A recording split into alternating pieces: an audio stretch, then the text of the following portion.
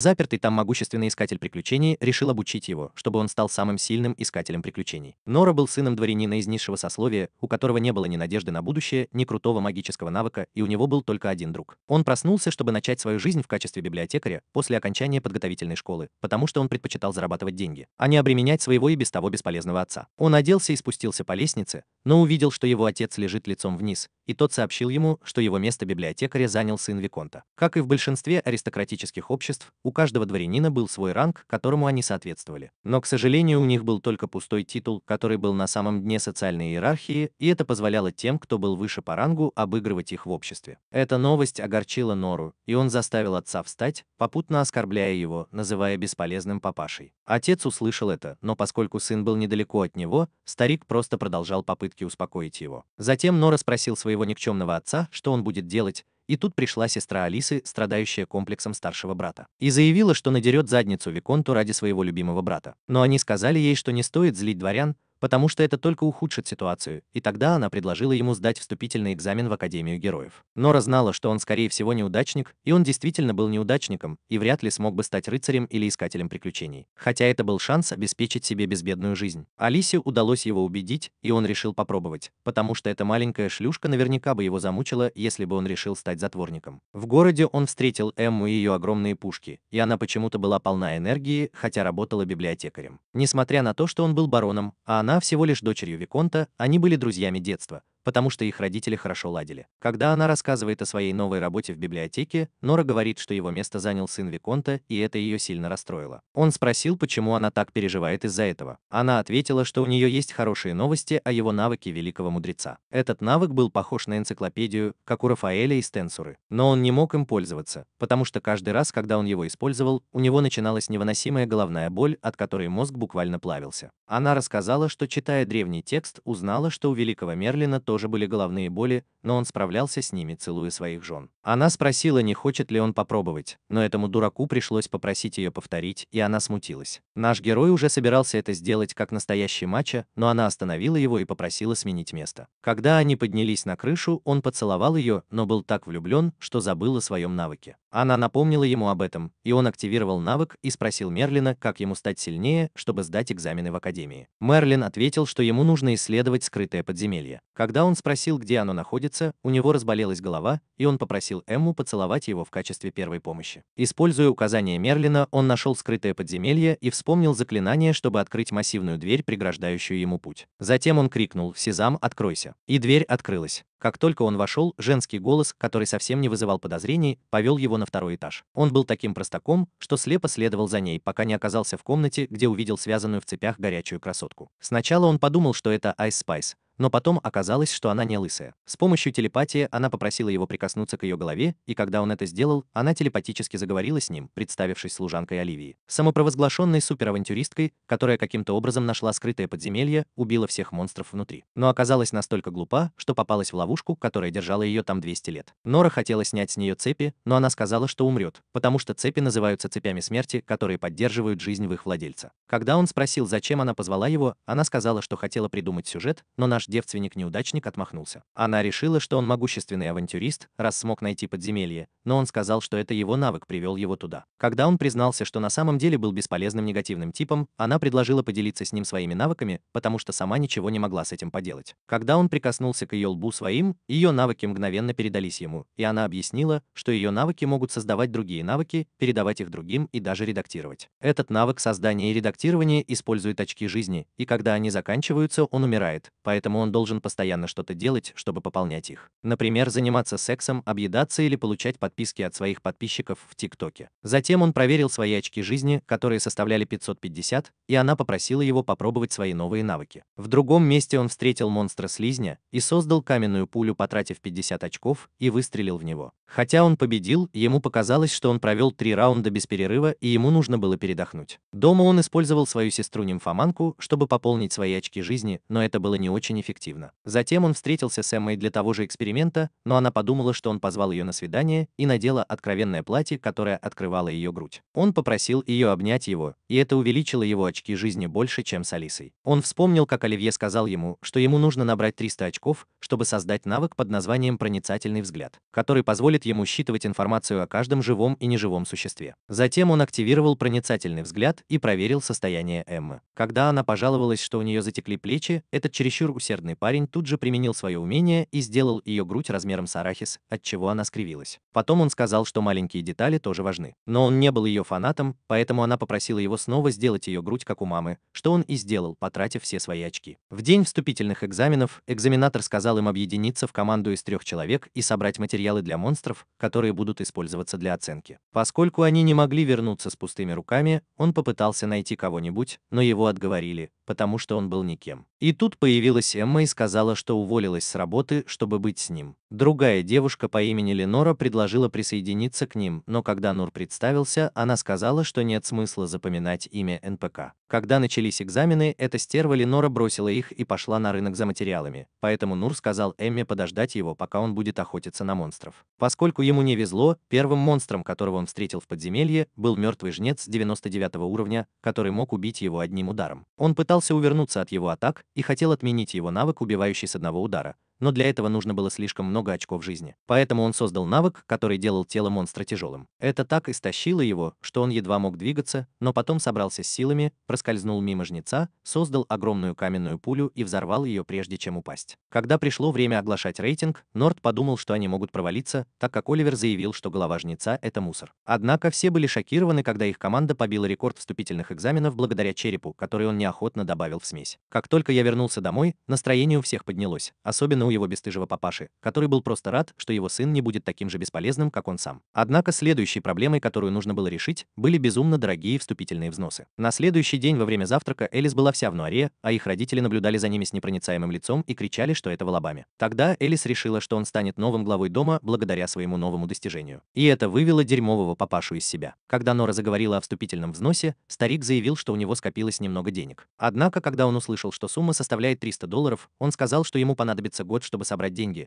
так что Нора просто решила разобраться сама, а не полагаться на старика, соревнуясь в том, чтобы быть более бесполезным, чем Сакура. Затем он отправился в подземелье, чтобы встретиться с Оливье, который предложил ему продать редкие предметы для монстров из подземелья. Но он объяснил, что не хочет привлекать к себе внимание, и даже попросил Ленор взять на себя ответственность за голову жнеца. Не имея другого выбора, она направила его в гильдию искателей приключений, чтобы он занялся проституцией. Там он встретил устрашающего мужчину, который загораживал обзор симпатичной секретарши в приемной, так что девушка по имени Лола сказала ему, что так оно и должно быть. После знакомства она объяснила, что в гильдии Одина есть разные ранги искателей приключений, которые выполняют разные виды работ. Она объяснила систему рейтинга, после чего дала ему заполнить анкету. Когда он заметил, что ему нужно указать свои навыки, он засомневался, и Лола сказала, что любая предоставленная информация будет засекречена. Когда она увидела, что он указал навыки Оливии, она перешла на режим стервы и спросила, зачем он выдает себя за Оливию, гордость и радость гильдии. Но этот идиот назвал ее госпожой, и Лола разозлилась еще больше, решив, что он тоже хочет стать главным героем. Затем она достала книгу, чтобы проверить, не врет ли он, и Нора спросила, что будет, если она ошиблась. Лола пообещала задрать юбку и извиниться кошачьим голосом. Он положил руки на книгу, и она показала все его навыки, из-за чего извращенец тут же потребовал, чтобы она задрала юбку, и это увеличило его очки жизни. После регистрации он сказал, что ему нужны деньги, и она предложила ему поохотиться на радужных кузнечиков. Она объяснила, что это задание ранга D. Затем она перешла в режим Санбир и сказала, что приготовит ему угощение, если он вернется живым. Когда он добрался до места, то подумал об Эмме, своей первой помощнице, и решил создать навык, который бы снимал головную боль. Но когда он понял, что это будет стоить 300 очков, то заколебался, но в итоге создал этот навык, а затем активировал великого мудреца, который помог ему легко найти кузнечиков. Пока он собирал их, к нему подбежал воин, который оказался Эммой, и попытался ударить его, но упал на землю. Затем она спрашивает, почему он стал искателем приключений, не посоветовавшись с ней, и он объясняет, что это может быть опасно для нее. Но она напоминает ему об их обещании всегда быть вместе. Затем она предлагает помочь ему с болью, но он говорит, что уже разобрался с этим, создав навык, но она все равно может поцеловать его, потому что это просто приветствие. Он также говорит, что у него все еще болит голова, и она улыбается. В гильдии Лола вручает ему 250 релов.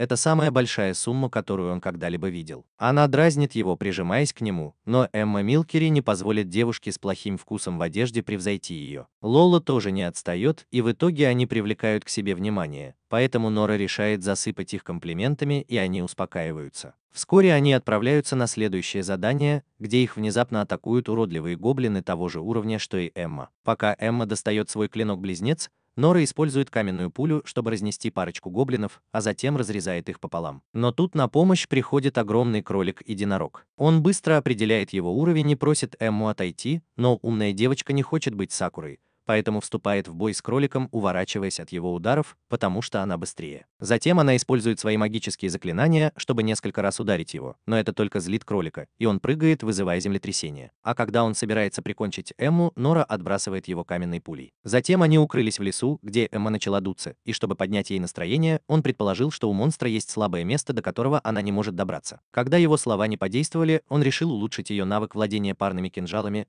но это стоило слишком много очков жизни. Поэтому он решил отредактировать навык, который стоил намного меньше. Затем он сказал, что может сделать ее сильной, но она должна будет кое-что сделать взамен. Хотя она пообещала сотрудничать, когда он сказал, что ей придется заткнуть уши, она охотно согласилась стать его Карен. Ее крики привлекли кроликов, поэтому он поспешил, но было уже поздно, потому что на них напали сзади. Плохой кролик набросился на нору, готовый проткнуть его, но он в последнюю минуту создал каменный барьер. Он быстро улучшил характеристики Эммы, и как только камень разбился, Эмма одним выстрелом убила плохого кролика. В тот вечер, когда они принесли кроличий рог, чтобы получить награду, Уиллоу была удивлена, что они сами справились с таким заданием. К удивлению, Эмма поблагодарила ее за то, что она вдохновила ее на усердную работу, и они наконец-то уладили свои разногласия. Затем Нора достала труп кролика и предложила его гильдии, чтобы все присутствующие могли попробовать редкое сочное мясо. После того, как он получил награду, все поздравили его, потому что теперь он мог поступить в магическую академию. Однако атмосфера любви была настолько теплой, что он пообещал поблагодарить Оливию за то, что она изменила его жизнь к лучшему. Когда Эмма пришла в академию после оплаты вступительного взноса, она вдруг увидела проходящего мимо старшекурсника. Хотя Нор не узнал ее, Эмма объяснила, что она Мария Альберт, дочь герцога. Услышав это, он захотел посмотреть на нее, но был шокирован, узнав, что на ней лежит проклятие, которое убьет ее в день ее 16-летия. На следующий день Нор проснулся, чувствуя, что на него давит весь мир, но это была всего лишь Алиса, которая пыталась задушить его во сне своей большой головой. Как обычно, она была повсюду, и он не возражал, ведь это повышало его жизненные очки. В этот момент его отец открывает дверь и видит их в самой странной позе, поэтому он просто закрывает дверь и кричит от досады. В городе он также встречает чересчур энергичную Эмму, которая хотела присоединиться к их утреннему приветствию. Поэтому они пошли в ближайший лес, чтобы немного повысить свои жизненные очки. Поскольку в школе они должны были носить значки в зависимости от своего ранга, они чувствовали себя не в своей тарелке, и к Эмме подходили разные дворяне, привлеченные ее красотой. Пока они хвастались своими рангами, Нор сидел и проклинал своего никчемного отца. Один парень даже подошел к нему, но, увидев его значок баронета, тут же исчез. Когда появилась Мария, она неожиданно поздоровалась с Нором, назвав его полным именем, что всех удивило. Поскольку сияющая Мария узнала его, тупица с 4 глазами решил представиться, но его никто не слушал. Во время вводного урока инструктор-зазнайка по имени Элна призналась, что когда-то была наемницей, как и все остальные. Она пообещала, что научит их самообороне, и при этом облизывалась как злодейка. На первом занятии она предложила показать, как защищаться, и поскольку Ной выделялся своей бедностью, решила сделать его своей боксерской грушей. Она попросила его достать меч и напала на него, утверждая, что это невозможно. Ной достал меч и проверил ее характеристики, которые были 232. Это заставило его напасть на нее, но она увернулась, используя навык под названием «Шаг назад». Она велела ему попробовать этот навык и тут же напала на него, но он даже не успел среагировать и получил удар в живот. Но она тут же его вылечила и пообещала награду, если он сможет повторить ее прием. Как и ожидалось, девственник-неудачник и толпа гормональных уродов воодушевились. Затем он создал свой навык и смог повторить прием «Шаг назад» с первой попытки. К сожалению, наградой был массаж, о котором мечтают многие искатели приключений, но для Наа это было пыткой, потому что он не мог дышать под весом 4 быков. Когда Элна встала, Наа заметил, что его очки жизни сильно увеличились. Когда пришло время разбиться на пары, Элна настояла, чтобы Эмма и Наа не были в одной паре, потому что они встречаются. Им пришлось объяснить, что они просто друзья детства. Она также не разрешила Марии и ее горничной Канону быть в одной паре, поэтому к ней подошел извращенец номер один в классе. Однако она отклонила его приглашение, заявив, что она недостойна своего звания, и пригласила баронетов, которые очень усердно работали, поэтому она решила объединиться с Ноором. Как только они взялись за руки, одержимая братом Элис прервала ее занятие, так как почувствовала, что Нур замышляет что-то нехорошее. Для их парного упражнения они по очереди подбрасывали друг друга.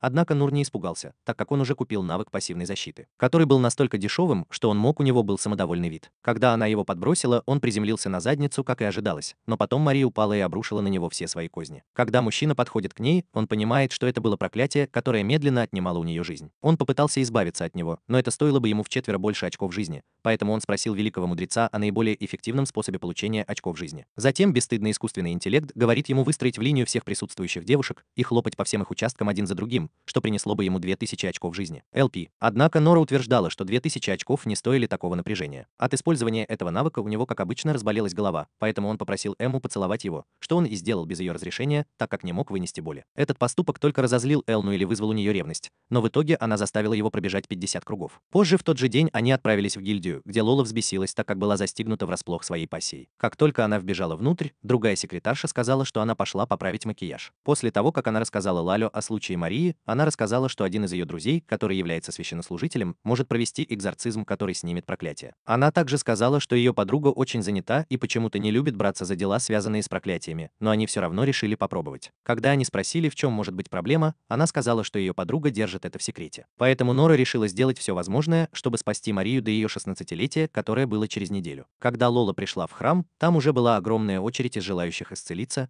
а некоторые люди выходили оттуда совершенно здоровыми. Внутри храма она встретила уставшую Люмину, которая пыталась отдохнуть после того, как потратила много сил на исцеление людей. Тем временем Нора вернулась в подземелье, чтобы навестить Оливию, которая была не в духе, потому что он редко ее навещал. Она пожаловалась, что из-за него ей было скучно, и он извинился и объяснил, что был занят из-за дочери герцога. Услышав его историю, она сказала, что, возможно, это проклятие, которое передалось ей от предков, и оно начало действовать, когда она его получила. Чтобы снять его, ей понадобится около 10 лп, которые он не сможет накопить. Поэтому она предложила ему обратиться к священнику. Затем он рассказал, что собирался сделать, и спросил, как выглядит священник, на что она ответила, что они, вероятно, наполовину эльфы и могут увеличить силу в 10 раз. Он быстро отмахнулся от ее подразнивания, но она не остановилась и объяснила, как открыть шлюзы леди, из-за чего у него пошла кровь из носа. Возвращаясь к главной теме, связанной с повышением его уровня, она предлагает ему создать запрещенный навык под названием «Удачливый развратник», который он тут же активирует, не зная, что он делает. В городе он встречает Эмму, которая говорит, что он опаздывает, и он спешит, но спотыкается и падает на ее кальциевые пушки. В этот момент Рисхан начинает творить чудеса с девушками вокруг, и он понимает, что это эффект его нового навыка. Он быстро понимает, что этот навык может быть неудобным, и использует редакторский навык, чтобы изменить его так, чтобы он не активировался в серьезных ситуациях, например, во время дурацкого фан-сервиса и огненного кулака. На его лице появляется самодовольная ухмылка, и Эмма начинает спорить, а Лола и Луна наблюдают за ними издалека. Луна говорит, что он в ее вкусе. Когда все успокаиваются, Лола знакомит его с Эммой, и пока они идут в ресторан, Эмма замечает, что она проигрывает во всем, кроме своих жестких планов. В ресторане Нора объясняет, что проклятым человеком была Мария, и Луна говорит, что уже видела ее раньше, но не стала помогать. Когда они спрашивают почему, она отвечает, что дело не в ее способностях, а в том, что она не может снять проклятие Марии, которое действует уже 16 лет. Затем она спрашивает, как Мария справляется, но Нора отвечает, что она не протянет и недели, потому что приступы становятся все чаще. Сказав, что она подавлена и расстроена, Лола пытается подбодрить ее, говоря, что она каждый день спасает сотни людей, и она не должна чувствовать себя ответственной за одного человека. Нора тоже забеспокоилась, поэтому он посмотрел на ее характеристики, чтобы узнать, как снять проклятие, и понял, что ее жизнь сократится из-за силы проклятия, которое она уничтожит. По дороге домой Нора предположила, что жизнь эльфийки не покроет недостаток проклятия Марии, и задумалась, что же делать. Но тут Луна передумала и решила помочь Марии, что, честно говоря, шокировало Нору, и он попросил ее уделить ему немного времени. В переулке он признался, что заглянул в ее статус и знал, чем она рискует. Но она не дала ему договорить и с улыбкой на лице объяснила, как приятно спасать жизни. Она рассказала ему о своей матери, которая тоже была жрицей и снимала проклятие, пока не исчерпала свой жизненный срок. Но она сказала это с улыбкой и добавила, что отдала бы свою жизнь, чтобы спасти Марию. В этот момент они заметили аварию на стройке и, подбежав туда, увидели тяжело раненого ребенка, и Лола попросила ее вылечить его. Затем она достала свои пистолеты и использовала навык под названием «Исцеляющий выстрел», чтобы вылечить его одним махом. Все были поражены ее мастерством, но она вдруг замолчала и упала лицом на землю. Когда Нора помогла ей подняться, он заметил, что у нее хроническая тревожность, и она начала паниковать, бормоча, как боится проклятий. Он снова заглянул в ее характеристики и увидел, что ее навык трусость активируется каждый раз, когда она использует много маны. Когда она проснулась, то извинилась за свое странное поведение и попыталась отвлечь их от этого, переключив внимание на Марию, которая нуждалась в их помощи. Нора предложила поискать другой выход из ситуации и сказала, что Мария может умереть, если продолжит обряд экзорцизма. Услышав это, Лола прижала ее к стене и спросила, почему она столько лет скрывала это от нее. Нора ожидала, что Лола ударит ее, но вместо этого подруга крепко обняла ее. Пока они наслаждались моментом, Нора решила проверить свои навыки, чтобы придумать, как ей выжить после снятия проклятия с Марии. Затем он понял, что лучше всего будет заменить недостаток жизни на недостаток денег. Он сказал, что знает, как это сделать, но у него недостаточно LP. Он даже дал им список вещей, которые могли бы увеличить его LP, и попросил придумать, как это сделать. Хотя они не знали, что делать, Лола вспомнила о мероприятии, на котором они могли бы легко заработать деньги, и объяснила, что это соревнование по завоеванию сердец. Это мероприятие проходило в Колизее, и в нем участвовали ненавистники, которые не могли добиться успеха в отношениях и поэтому развлекались, наблюдая за другими парнями и их девушками. Другими словами, это было сборище старых пердунов, которые ненавидят успешных в любви людей, поэтому они создали культ, чтобы чувствовать себя лучше. Одна мысль об этом заставила Нору упасть на колени.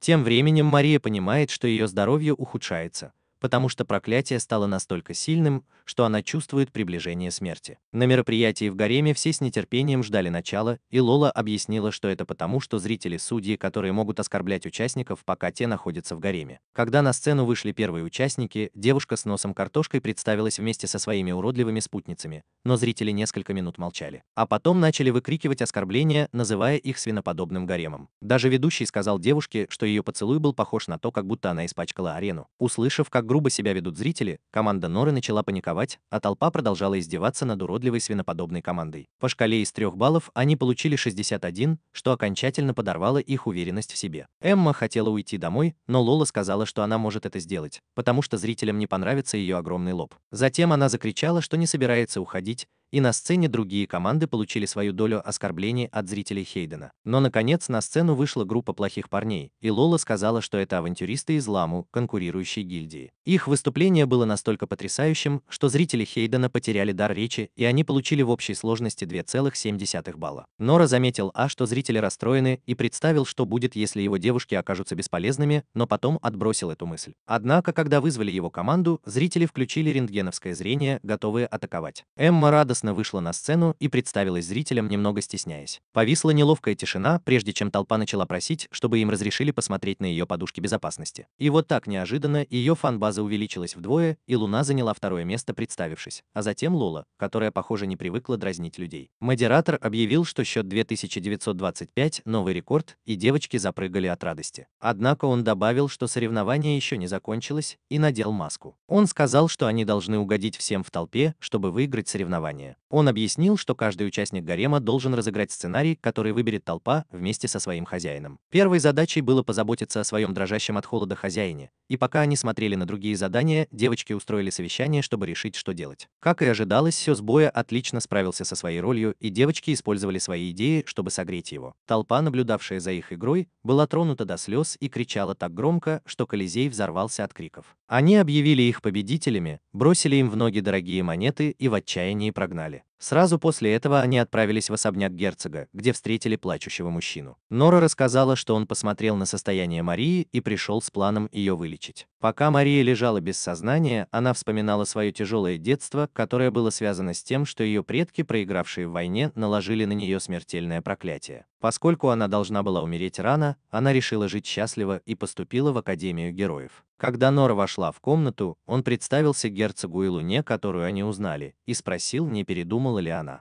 Затем она объяснила, что раньше отказывалась от их предложения из-за проклятия, которое сокращало ее жизнь, но благодаря Ноуру ситуация кардинально изменилась. Он объяснил, что изменил ее навык так, чтобы он влиял на ее финансы, а не на продолжительность жизни. Услышав это, все повеселели, и Эймен признался, что Мария запала на него с тех пор, как он побил рекорд поступления в академию. Затем он спросил, откуда она узнала, что он победил жнеца, ведь он не хвастался этим, но Эймен сказал, что Мария хорошо разбирается в людях. Мария очнулась и спросила, почему он так старается ей помочь. Тогда он сказал, что она единственная дворянка, которая приняла его, несмотря на его низкое происхождение, и он хотел отблагодарить ее. Затем Луна начала процесс, направив ману в Марию, и та засветилась, заставив проклятие сопротивляться изо всех сил. Проклятие пыталось сопротивляться, но Луна использовала все свои силы, чтобы изгнать его, и успешно сняла проклятие. После этого Луна тяжело дышала, как будто сама тащила сани Санты, а Нора подтвердила, что проклятие исчезло навсегда. Когда он это подтвердил, все расплакались и поблагодарили Луну, которая, в свою очередь, поблагодарила их за то, что они дали ей второй шанс исполнить ее мечту. Затем Мария взяла Нору за руку и пообещала отплатить ей за это до конца своей жизни, но девушки почему-то поняли, что это значит, что у нее появится еще один поклонник. Пока они дулись снаружи, Луна призналась, что тоже влюбилась в коротышку, отчего Эмма разозлилась, а Миф, который ничего не знал, даже не подозревал, что теперь он крутой парень. Позже в тот же день он рассказал Оливии обо всем, что произошло, и поблагодарил ее. Она заметила, что от него пахнет женскими гормонами, и он признался, что поцеловал Марию, чтобы получить ЛП, и она нахмурилась, поэтому тоже потребовала поцелуй. Нора подумала, что она перегибает палку, хотя полиция Пила не могла добраться до подземелья. Но он подумал, что у него есть шанс повторить сцену из Дзюдзюцу Кайсен, и подошел к ней, но трусливый бездарь поцеловал ее в лоб. На следующий день они получили от герцога в благодарность за спасение его дочери сундук полный монет. Даже после того, как они разделили деньги, у каждого из них было по 100 миллионов рели. Когда Луна сказала, что хочет отремонтировать свою клинику, Нора задумалась о покупке премиум аккаунта Валайф. Но Эмма предложила ему открыть магазин, где он сможет продавать материалы для монстров. Когда она объяснила, как важно инвестировать, стало ясно, что она уже планирует свадьбу. И тут вмешалась Лола, заявив, что она умеет считать и поможет ему следить за финансами, в отличие от нее, у которой единственное достоинство молочная ферма. Как и ожидалось, Луна-2 захотела помочь ему, и они начали спорить, и Нора убежала, придумав предлог. Дома папаша был поражен кучей монет, которую принес Нора. Когда они спросили, что он будет делать с деньгами, он ответил, что еще не решил, и предложил отцу самому распоряжаться деньгами. Но оказалось, что он еще и заядлый игрок, но он хвастался своей невероятной удачей, и жена напомнила ему, что они на мели. Нора решила открыть магазин, и папаша-неудачник умолял взять его на работу. Все уже знали, что он бесстыжий, но смирились с этим.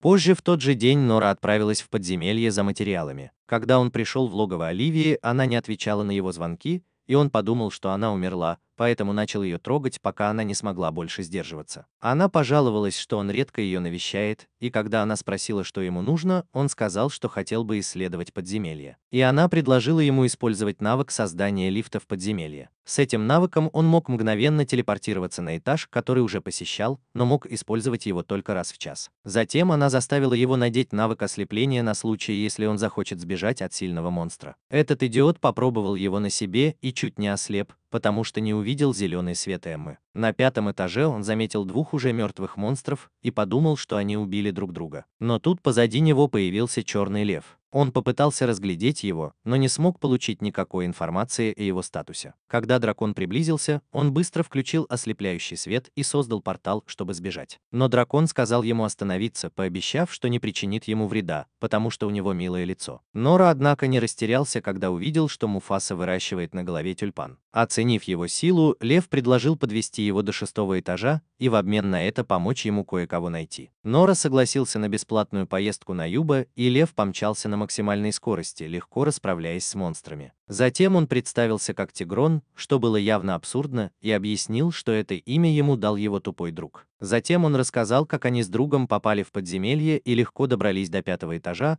но друг решил проверить, насколько он крут, и отправился на 6-й этаж один. Он хотел расчистить ловушки, используя свои навыки, чтобы Тигрон мог пройти, но в итоге прождал друга 350 лет, что, конечно, шокировало Нору. Но он вспомнил, что терпеливые собаки всегда получают самую вкусную косточку. Тигрон рассказал, что его друг Рэйчел была эльфийкой, поэтому, возможно, она все еще жива, ведь подземелье славится тем, что сохраняет людям жизнь. Нора добрался до 6-го этажа, но ничего не увидел, потому что там было темно, хоть глаз выколи. Поэтому он создал навык ночного видения. Вскоре он заметил, что к нему что-то приближается, и понял, что это чертов монстр, и запаниковал. Он проверил его характеристики и увидел, что это зомби 110 уровня, и их было очень много. Кроме того, они могли разделяться на 6 частей и преследовать его, что делало их еще более жуткими. Нора удалось убежать от них, пройдя через дверь, но когда он прошел через вторую дверь, то снова увидел зомби. Но этот парень был странно одет, поэтому он проверил его статус и понял, что это Вашел. Он попытался заговорить с ним, но тот не отвечал, поэтому он использовал свои редакторские навыки, чтобы снять с него форму зомби. Это вернуло Вашелу облик эльфа, и Нора объяснила, что он был в ловушке больше 300 лет, пока Тиксон его ждал. Это вызвало у него слезы, потому что он вспомнил, каким хорошим другом был для него Тиксон, когда они случайно подружились. Он сказал, что пошел на 6-й этаж один, потому что хотел помочь Тиксону, который всегда его защищал. Нора его понимала, ведь Эмма тоже защищала его,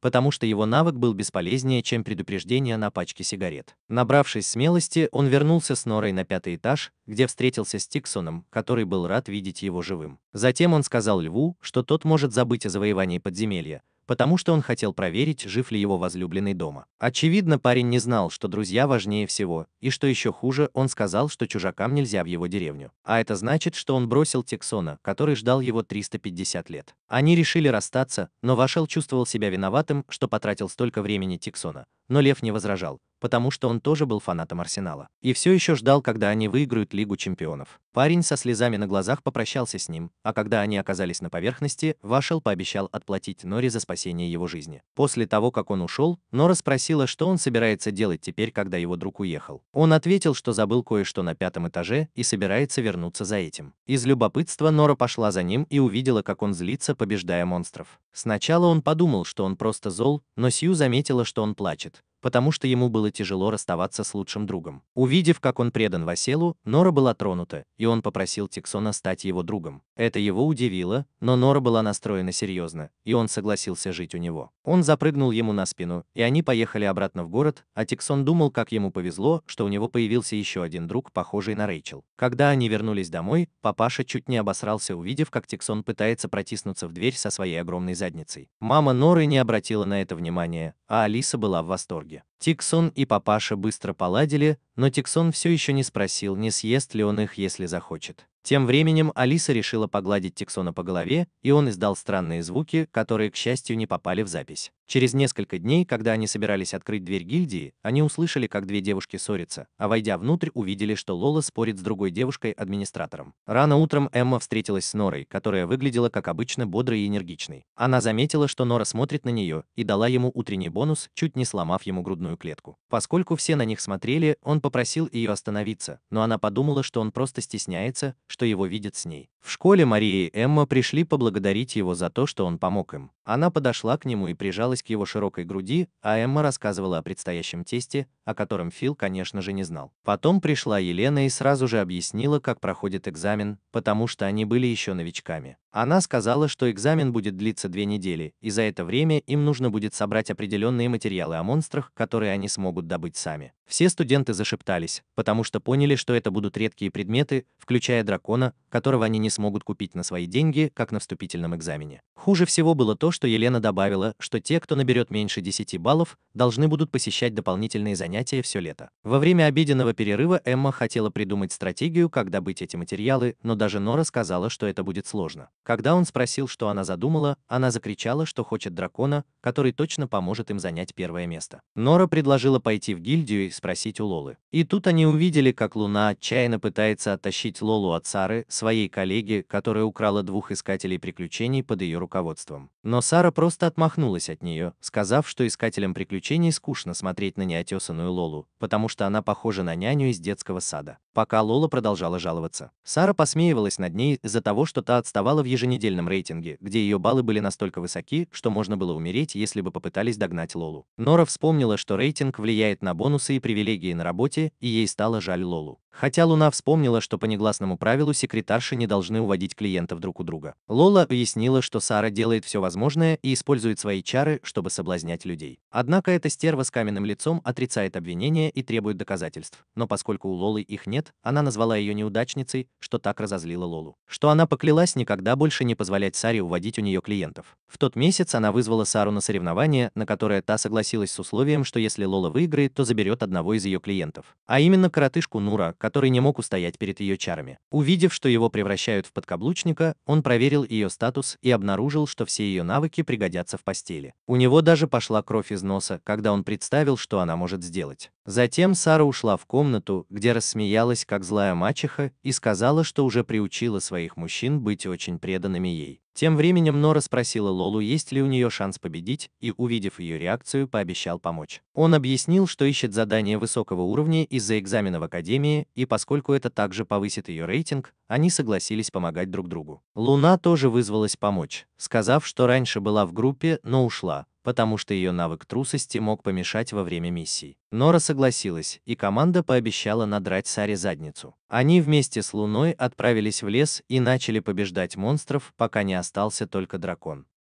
Благодаря своим связям Луна узнала, где живет земляной дракон.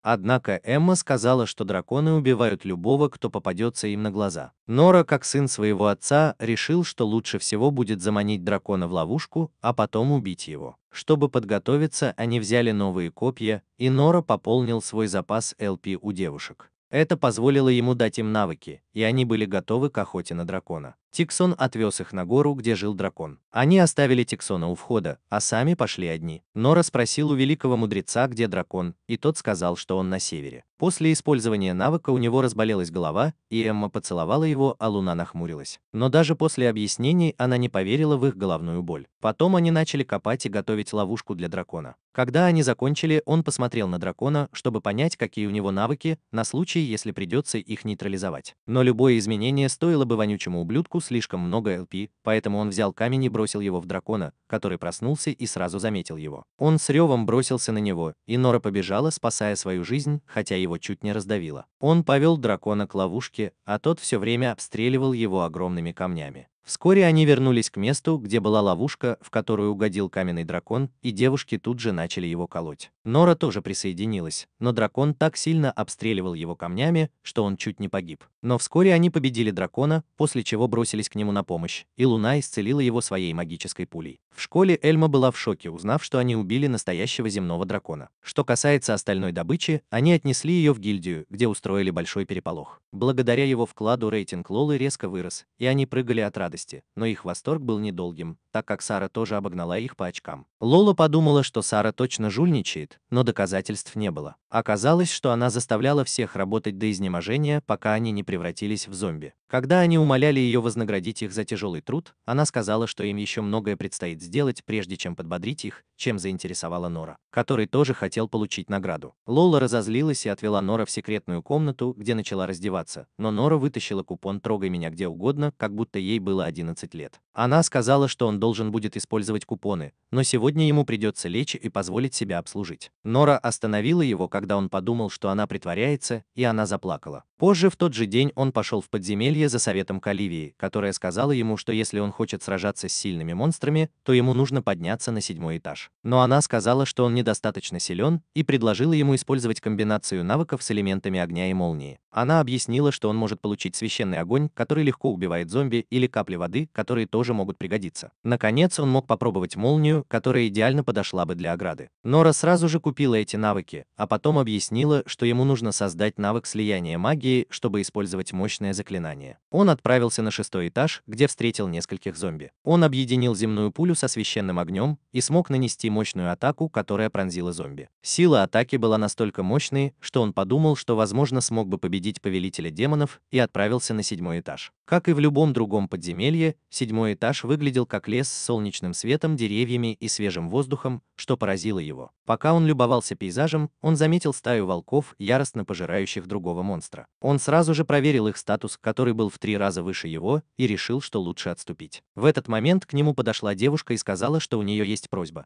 потому что Тайксон, видимо, всем рассказал, что он может быть ее помощником. Когда он обернулся, то увидел милую маленькую девочку, у которой тоже был цветок на голове, но что еще важнее, она напомнила ему Эмму. И это заставило его вспомнить их детство, когда Эмма еще каталась на доске для серфинга. Затем он проверил ее статус и узнал, что она дриада 55 уровня. Дриада попросила его об одолжении, сказав, что если он ей не поможет, то она умрет. Она начала умолять его и по какой-то причине упала на землю. Она сказала, что это был ее способ полностью подчиниться ему, и Нора решил хотя бы выслушать ее просьбу. Она объяснила, что она большое дерево в лесу, и Нора вспомнил, что Эльна как-то говорила, что дриады — это духи леса. Она добавила, что ее навык позволяет ей быть в курсе всего, что происходит в лесу. Когда он спросил, почему она выглядит как ребенок, она ответила, что подумала, что извращенец вроде него будет уделять ей больше внимания, но идиот просто покраснел, потому что не был готов к запретной любви. Затем она сказала, что что-то высасывает из нее силы, и это так жутко, что это не только истощает ее, но и пугает. Нора подумала, что она, наверное, просто издевается над ним, что, честно говоря, было не так уж и сложно. Она объяснила, что ее настоящее тело — это старое дерево, которое высасывает монстр, и попросила его победить монстра. А взамен она расскажет ему, где находятся сундуки с сокровищами и как пройти на следующий этаж. Это была честная сделка, учитывая, что он должен был помочь Лола выиграть в рейтинге, поэтому он сказал ей, что сначала должен проверить монстра. И с гордостью назвал себя трусливым цыпленком. Она называет его цыпленком и представляется как Дори. Вместе они отправились туда, где находилось ее настоящее тело, и увидели, как золотая пчела высасывает из нее жизненную силу. Она сказала, что пчелы должны быть бронзовыми, но это мутировало, поэтому она не в колонии. Он понял, что уровень монстра был 256,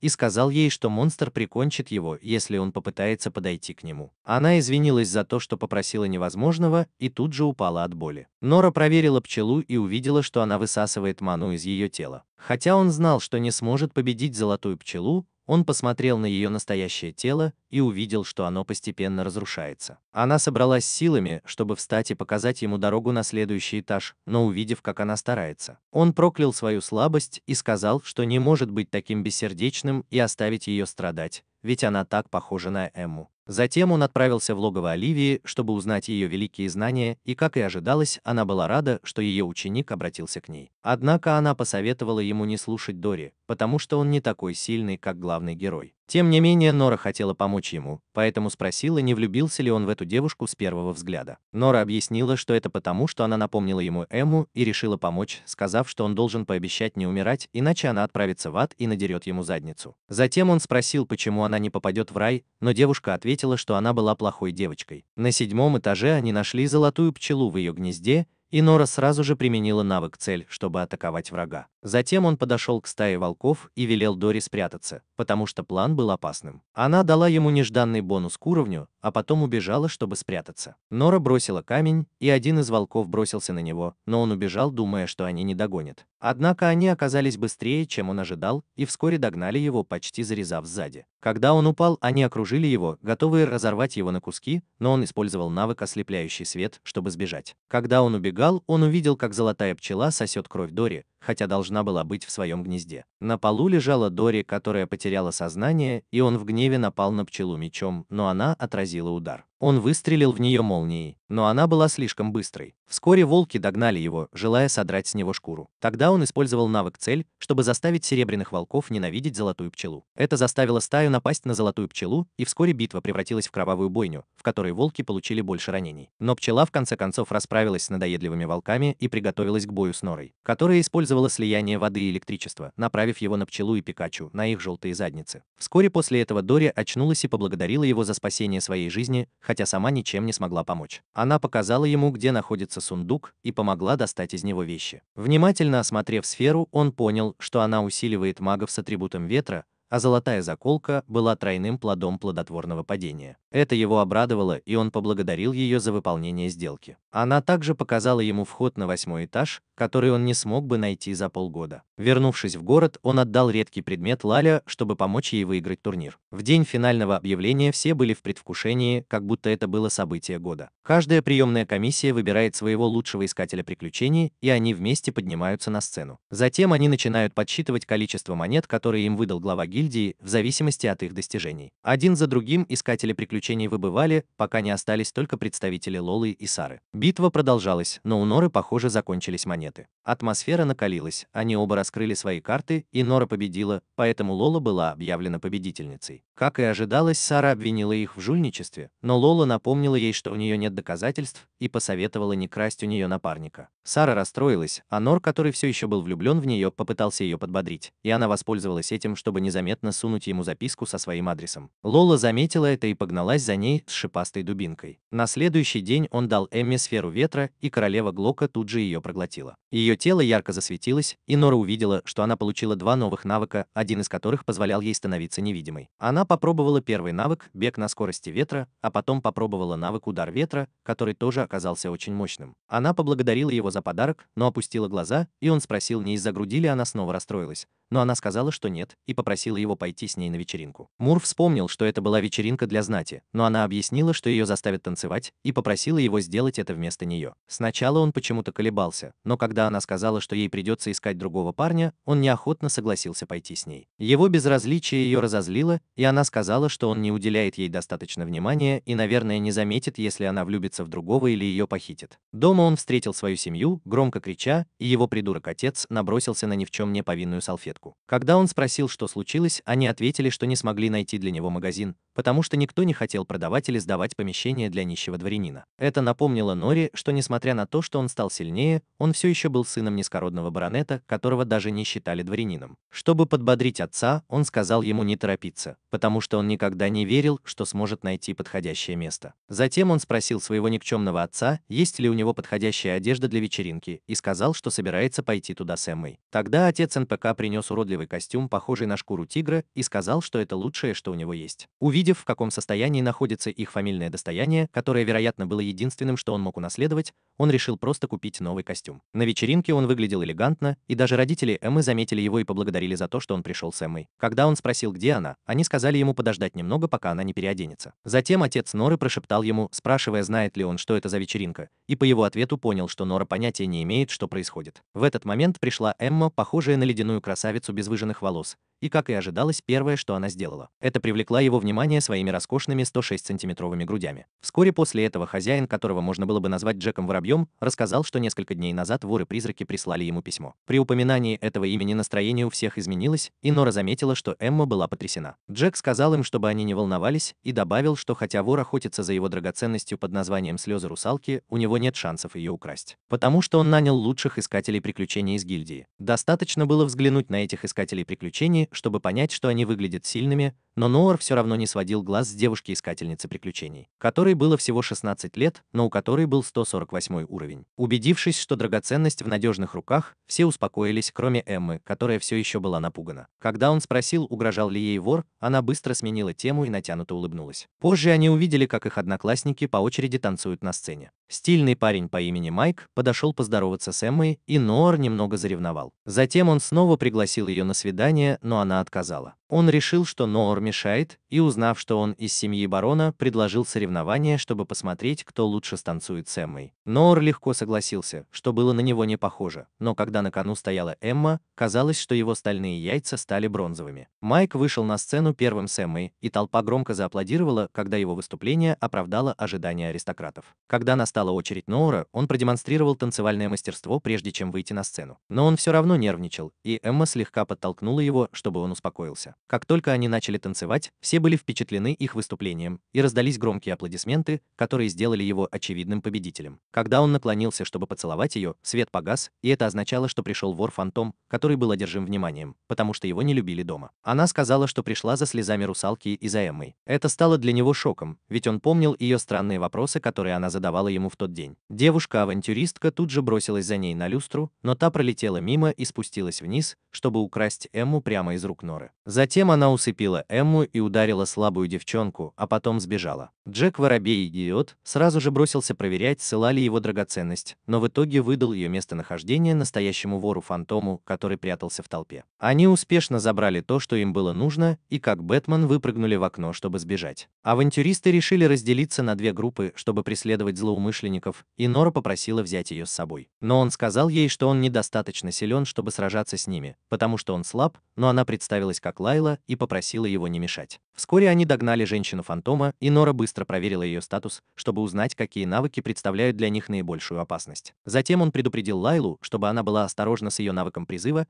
и когда карты были раскрыты, старуха призвала огненную птицу 50 уровня. Чтобы начать атаку, она выстрелила в них, а птица сосредоточилась на норе. В качестве атаки с использованием адского пламени Лайла использовала демонический кулак, чтобы отразить пламя. К этому времени уродливая рыжая клоунесса вооружилась ножом и собиралась напасть на Нору, а Лейла пошла за птицей. Но птица уворачивалась от ее атак в воздухе, что было очень неприятно. Нора хотела изменить свой навык призыва, но поскольку он потратил все свои ЛП на Майкла Джексона, у него не было отчаяния. Тогда он попробовал использовать свою слабую молнию, но она легко увернулась от нее. Хотя она и призналась, что боится молнии, она знала, на что способна Нора, поэтому сделала шаг назад. Тем временем Лейлу атаковала надоедливая птица, и чтобы помочь ей, он создал навык гравитации, который прижал птицу к земле. Затем он использовал заклинание воды, которое рыжая клоунесса отразила, но в нем была молния, которая поджарила ее. Лейла тут же ударила огненную птицу и победила ее, из-за чего рыжая клоунесса сдалась. Нора быстро пошла проверить Эмму, но поняла, что та все еще под действием усыпляющего заклинания. Нора и Лейла похвалили друг друга за навыки, и хотя они знали, что они из разных гильдий, решили стать друзьями.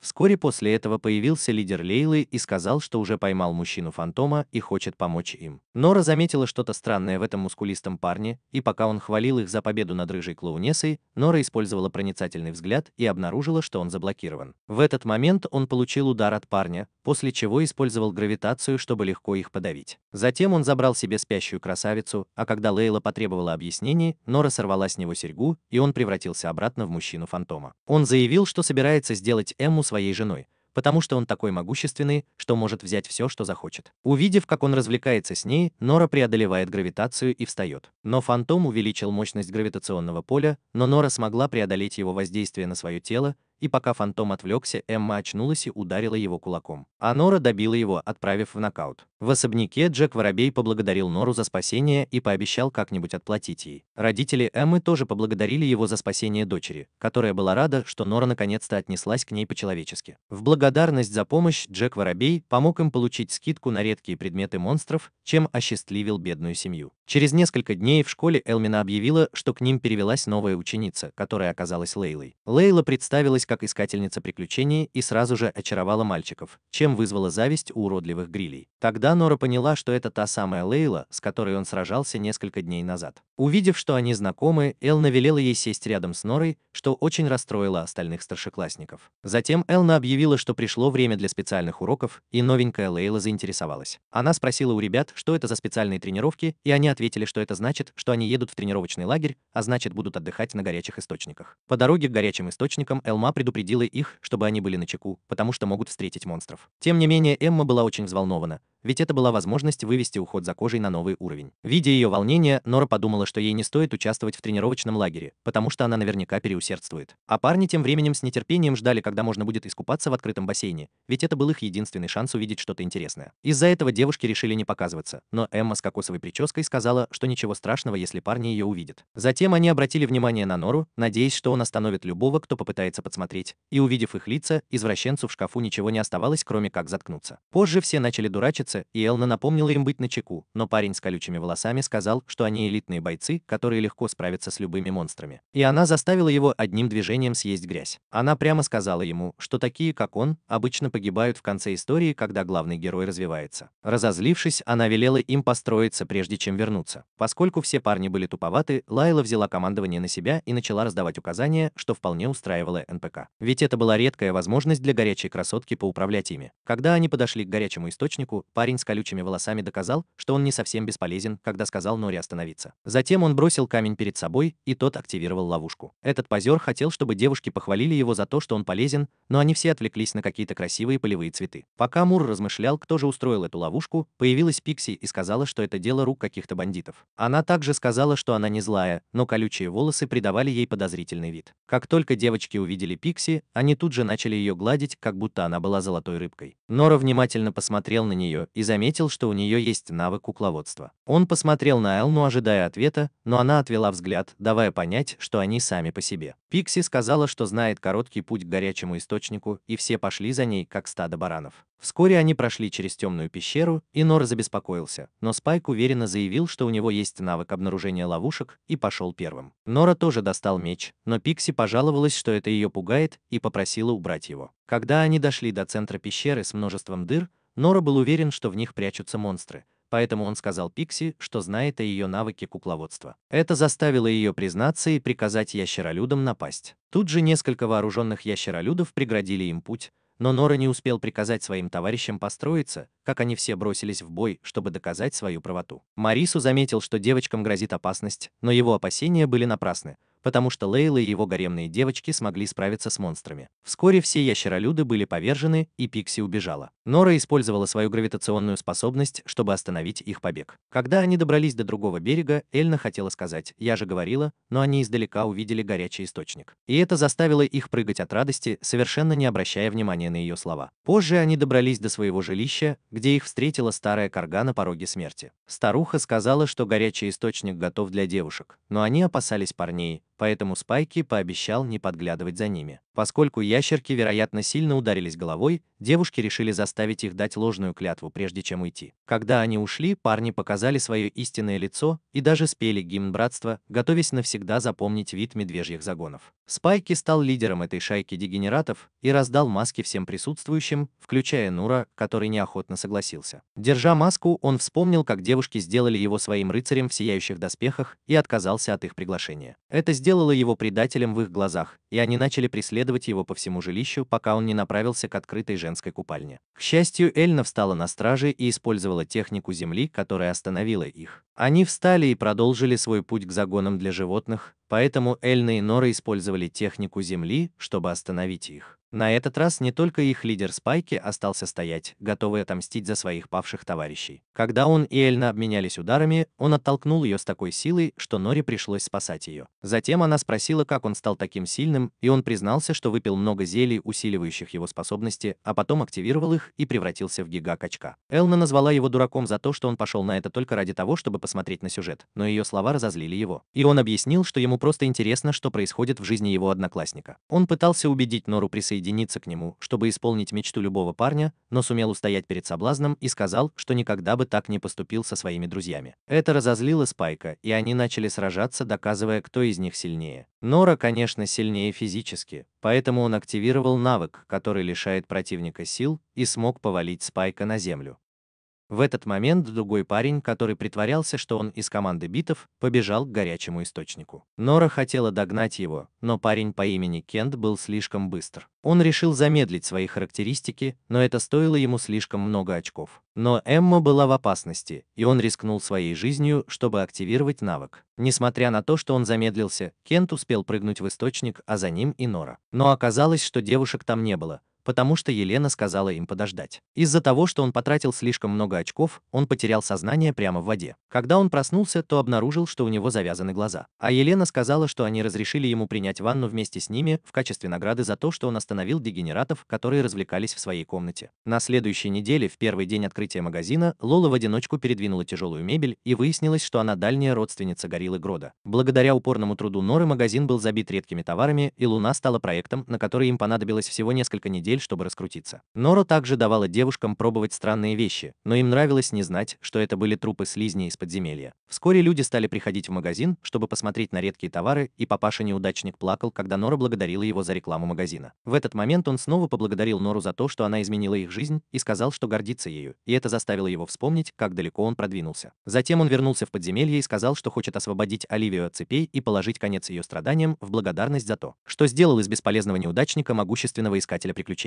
Она ценит его усилия, но умоляет не перенапрягаться. Сразу же после этого он покинул ее этаж и спросил великого мудреца, как освободить Оливию от смертельных цепей, не убивая ее. Мудрец сказал ему идти на 15-й этаж, где он найдет ответ на свой вопрос. Вскоре он оказался на 14-м этаже, где висел указатель с указаниями для прохождения испытания в зависимости от количества присутствующих искателей приключений. Первый путь был для одиночных искателей приключений, а второй для группы. Затем он прошел по первому пути и оказался на крошечном мосту с шипами под ногами. В начале моста висел предупреждающий предупреждающий знак, указывающий на то, что навыки не помогут пройти. Он был трусом и не хотел проходить испытания в одиночку, поэтому решил, что пришло время рассказать Эмме о секрете Оливии. Он рассказал ей об Оливии и о потайной комнате, и она пообещала помочь ему, даже если придется сразиться с Люцифером. Они сразу же вернулись на 14-й этаж и прошли по второму пути, который привел их в комнату с отверстиями в каждом углу. Дверь, через которую они вошли, автоматически закрылась, и тут же их окружила толпа крошечных гоблинов. Гоблины попросили их выбросить оружие, и они решили подыграть. Затем они попросили еды, и Нора достала печенье из своего пространственного кармана и протянула им. Когда главарь попробовал его и понял, что оно сладкое, он позвал остальных, как Ева позвала Адама. Пока они ели, он потребовал, чтобы Эмма развлекала их, изображая свинью, что она и делала только потому, что Нора попросила ее. Но главарь сказал, что ее выступление было скучным, и она не заслуживала того, чтобы тратить кислород. Эмма чуть не вывела их из себя, но Нора ее удержала. Через некоторое время гоблины начали один за другим кашлять, и Нора объяснила, что он добавил яд в печенье с помощью навыка создания. Они успешно прошли испытания с гоблинами и добрались до 15-го этажа,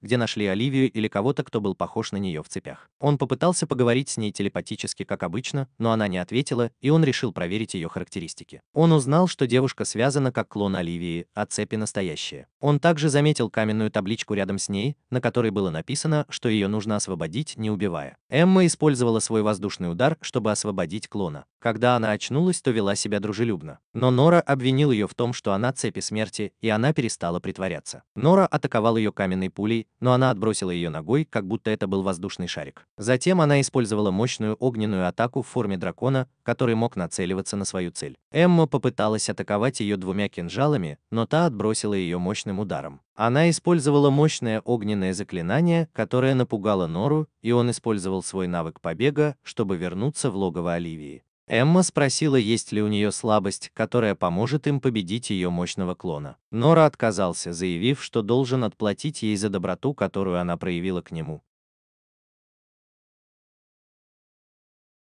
На следующий день Нора отправился в библиотеку, чтобы изучить историю Оливии в надежде найти ее слабости. Прочитав, он узнал, что жрец с навыком жертвоприношения смог победить Оливию. Выйдя на улицу, он оценил навык жертвоприношения, который стоил 10 тысяч лп, и обнаружил, что он позволяет авантюристам улучшать свой бесполезный навык для мгновенного увеличения силы во время боя.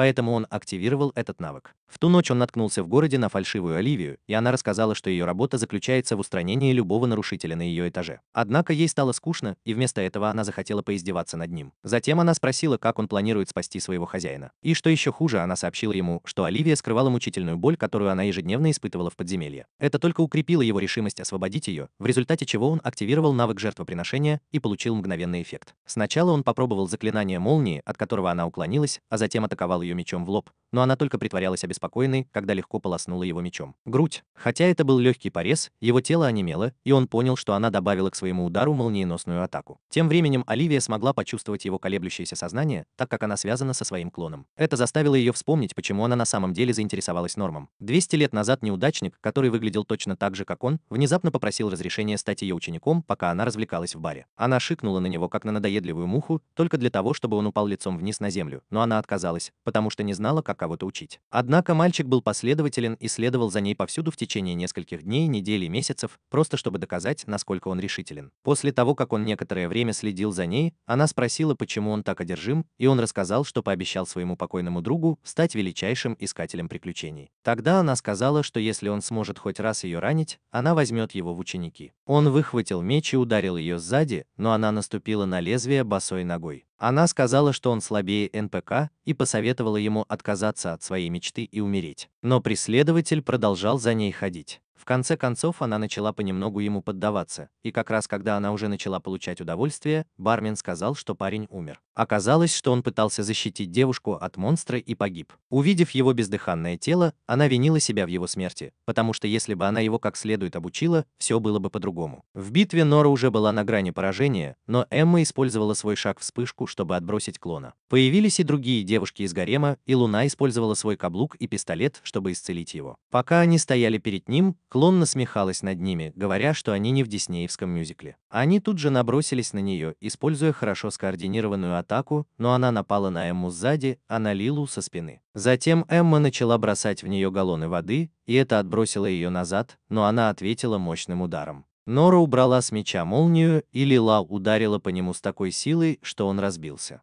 Она ответила ударом, который был более выверенным, чем изгибы тела Дрейка, и превратила его в жареную картошку.